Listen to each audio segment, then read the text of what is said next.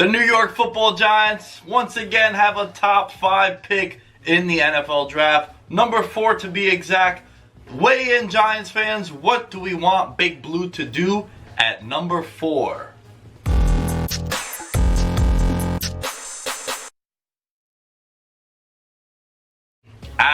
Yes, what's good, everybody? Welcome back to the New York Giants Report. 7-round mock draft by your boy Nick Dais at the Lamb Shows, where you can find me. Let's get right to it, and we're gonna list every single pick the New York Giants have in the 2020 NFL Draft. In the first round, the number 4 pick. In the second round, the number 36 pick. No third round pick, but a projected third round comp for one Landon Collins, who signed with the Redskins last year. In the fourth round, the number 100 selection. In the fifth round, number 132. In the sixth round, the 164th pick for the New York Giants. And 2 7-round picks. One is their own at 196, and one is the 216th draft pick via the New Orleans Saints in the Eli Apple deal. Now, with these picks, the New York Giants need to address some of these big needs that they have. And here are my 5 biggest needs that the New York Giants need to address in the NFL draft. Number 1, stop me if you've heard this before, linebacker. The Giants haven't had a linebacker in a very, very long time. They need a franchise player. They need a guy like a Darius Leonard to make an impact like that on the defense, like he did with the Colts. They need a guy in the middle of the defense, a 10-year staple that can bring stability to one of the more important positions on the defensive side of the football. Number 2, pass rusher. They need to get some pass rush, because if you can't rush the passer, especially nowadays in the NFL with so much passing involved, you are going to be in trouble. Number 3, offensive tackle. Soldier has been a disaster, and Remmers, who knows if they're going to bring him back. So addressing the offensive tackle position, both on the left and right-hand side of the offensive line, is very crucial for the New York Giants in 2020.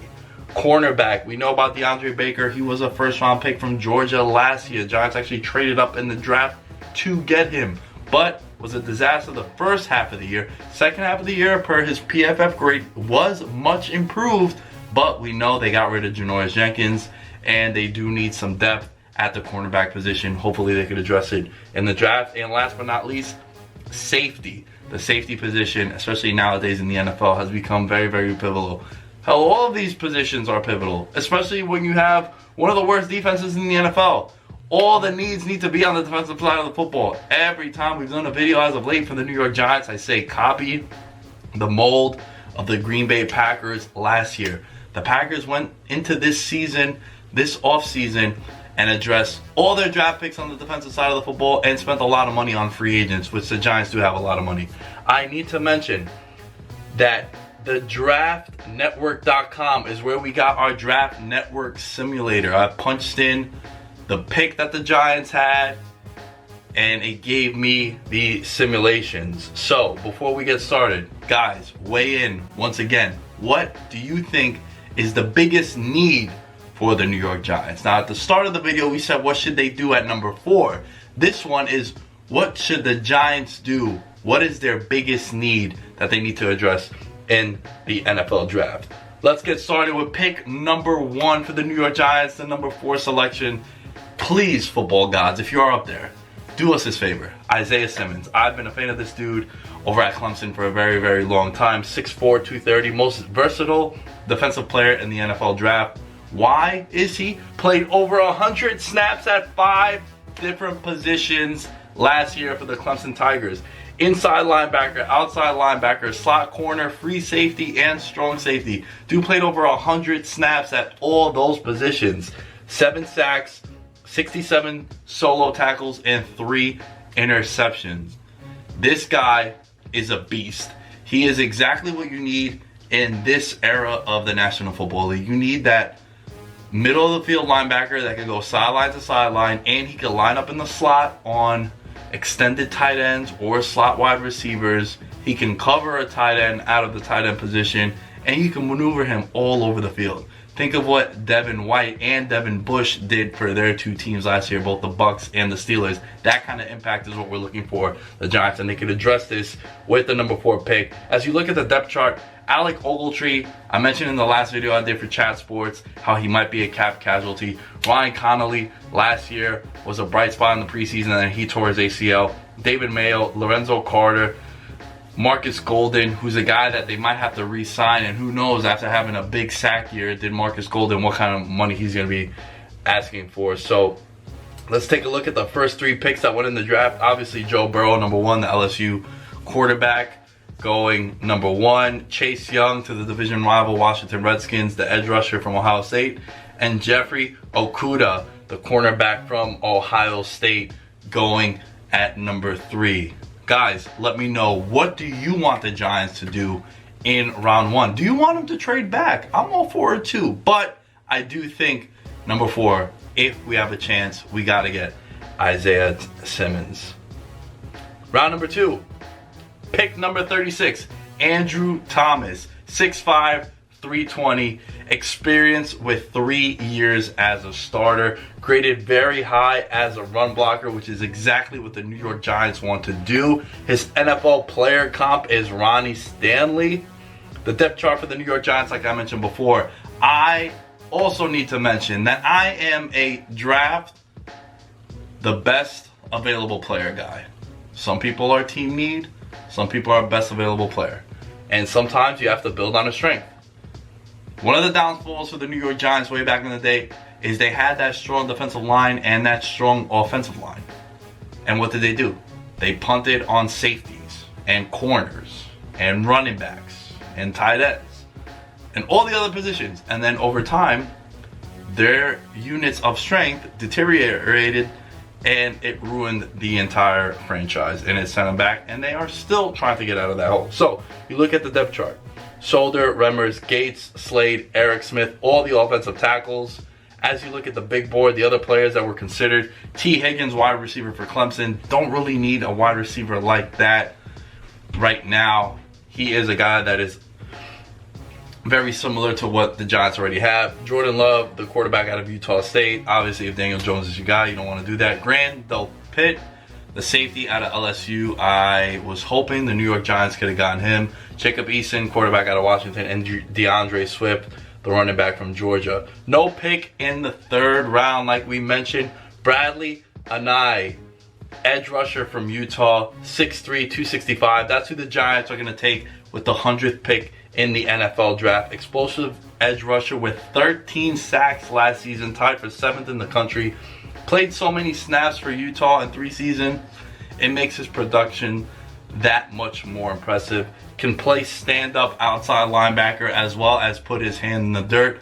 Another thing, with the NFL evolving pretty much every week, you need to have guys that could be 3 down backers and guys that can rush both from standing and putting their hand in the dirt, because it does not give away what your tendencies are as a defense. And when you have a guy like that, he is somebody that can cover up some of those tendencies. Alec Ogletree, Ryan Connolly, pretty much the same guys that we mentioned before for Isaiah Simmons, David Mayo, Lorenzo Carter, and Marcus Golden. The other guys that were on the board, Eno Benjamin, the running back out of Arizona State, Amik Robertson, cornerback out of Louisiana Tech, Clyde Edwards-Helaire, running back out of LSU, Marcus Bailey, linebacker from Purdue, and Jabari Zuniga, edge rusher from Florida. This is a very, very important position for the New York Giants. They need to address pass rush, whether it's in the draft where they could get an edge rusher and get him cheap, or go after a guy like Yannick Ngakoue from the Jacksonville Jaguars, a premier edge rusher that you really need to make noise in the NFL. If you can't rush the passer, you're not going to have a chance. That's why I think their next pick in the 5th round is a guy from Auburn, Nick Coe, edge rusher as well, 6'5", 291. The way I'm building this defense for the New York Giants is versatile. That is the one thing that I'm asking all of my scouts. I'm asking my coaching staff. I'm asking the players that I'm interviewing at the combine and at their pro days. Are you versatile? Can I line you up at many, many positions? Because I think that brings a lot to the table. Remember, the Giants used to have the NASCAR package. Steve Spagnuolo and the boys back in the day, they created that term. That is a term that is still used today, where you throw 4 defensive ends out there on passing downs and you cause havoc. When you have guys like this, it is possible. Versatile defensive lineman, played a lot of defensive tackle and stand-up outside linebacker. Does disappear oftentimes when you try to find him on tape, especially Auburn being a team that plays nationally televised games. He's a guy that should stand out a little bit more, so his motor might be in question. 7 sacks in one season, career high was in 2018. The depth chart here for edge rushers: Dexter Lawrence, Dalvin Tomlinson, Chris Slayton, RJ McIntosh, BJ Hill, and Leonard Williams, who's a pending free agent. You also got to remember, all the guys that I mentioned are pretty much your prototypical stereotype of a defensive tackle. They're not guys that are edge rushers, so he could bring a lot of versatility to the New York Giants. Brian Edwards, wide receiver from South Carolina, was also on the board. Trevon Hill, edge rusher from Miami. Gabriel Davis, wide receiver from UCF. Another wide receiver, Quarantine Davis, wide receiver from Texas A&M. And Michael Owenui, inside offensive lineman from Michigan. Shout out to our guy, James Yoder. Look, I understand why some people are saying the New York Giants should get another wide receiver, but I don't think it is that important. If you can find someone cheap or someone late that you do like, I think you should make a move on it. But if you're going to go for a wide receiver and you're the New York Giants, you need to find a guy who's different from what you already have. Golden Tate, Sterling Shepard, they line up in the slot. They are undersized wide receivers that run quick routes underneath and can make plays after the catch. Darius Slayton, a guy who can line up at the X and the Y positions, and he could be a burner, a Deshaun Jackson style of wide receiver. He's going to have those 10 for 145, 2 touchdown games, but he's also going to have those 2 for 40 games. So you have to live and take the good with the bad. We look at a guy like Darius Slayton. That's why in the 6th round, I think they should go after Chase Claypool, the wide receiver out of Notre Dame. Dude, talk about big body, 6'4", 230, 66 catches in 2019, has size that the New York Giants do not have on the outside. And get this, 13 touchdowns and over 1,000 yards last year at Notre Dame. Slayton, Shepard, Tate, Lattimore, and Cody Core are the wide receivers on that depth chart. And if you want to get crazy and throw Evan Ingram in there, cool. I won't knock you for it, because he is a hybrid tight end who's more of a wide receiver if you really think about it.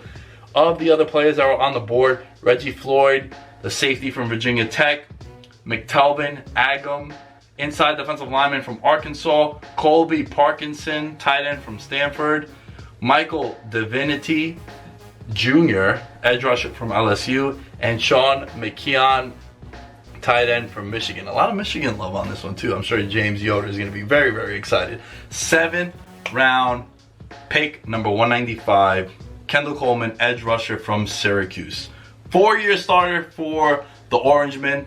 44 games he played, started in 43 of them, 137 tackles, 26.5 for loss, 15.5 sacks. Again, he is another edge rusher. Edge rusher is very, very important in the NFL, and it is very, very important for the Giants to just take stabs at guys. You're not going to hit on all your draft picks, guys. Always remember, 1/3 of the first round picks are all pros. 1/3 of them become serviceable guys that are going to be on your roster. 1/3 of them are off your team or out the league within 4 or 5 years. They don't get that second contract. So it's a crapshoot. One of my least favorite things to do on my show is talk about draft recap, because you have no idea what's going to happen with these guys. So, Dexter Lawrence, Dalvin Tomlinson, Chris Slayton, RJ McIntosh, BJ Hill, and Leonard Williams, once again, who's a pending free agent. You look at some of the guys that were available also. Francis Bernard, linebacker from Utah. Utah had a really, really good defense last year out in the West Coast. Zach Shackelford, offensive lineman for Texas. Stanford Samuels, the 3rd cornerback from FSU, who I think could be very interesting just because I'm a sucker for pedigree. What I mean by that is FSU has produced a lot of really good defensive backs the last couple of years. Derwin James, Jalen Ramsey. You look at LSU, every defensive back that comes out of LSU ends up being an all-pro or winning Super Bowls. Tyrann Mathieu, Patrick Peterson, to just name a few. So I think this guy could be interesting. Antonio Gibson, running back from Memphis, and Geno Stone, the safety from Iowa. Now, I don't think any of those guys, outside of maybe Stanford Samuels III, could end up being a guy that can make some noise at the next level just because of the pedigree, and he's been hyped up by some of his guys over at Florida State. And with the last pick for the New York Giants in the 7th round, pick number 215, Darius Anderson, running back from TCU. Now, I understand. Saquon Barkley, I know all about it. Guy's a stallion. He's absolutely ridiculous. 18 touchdowns last year, over 2,400 yards in 4 seasons. Now, he wasn't a guy that played a lot. He was there for 4 years, but he wasn't a guy that was getting your 250 plus carries and touches. That just wasn't his style over at TCU, but very versatile pass catcher. If you look at the depth chart for the New York Giants, it's pretty much Saquon Barkley right now, because Wayne Gallman might be a guy that's going to be let go or not re-signed. Other guys on the big board that we were considering: Lavert Hill, cornerback from Michigan; Jaron Bryant, cornerback from Fresno State; Tyler Huntley, QB from Utah; and TJ Brunson, the linebacker from South Carolina. So, grade the mock draft, guys. Let us know what you think. Tell us how you feel about it. Most importantly, tell us what names that we didn't mention we should have our eye on. As far as I go, you can find me at The Lamb Show on all social media outlets. Make sure you are subscribed to the YouTube channel, youtube.com/chatsportstv. We will catch you guys next time.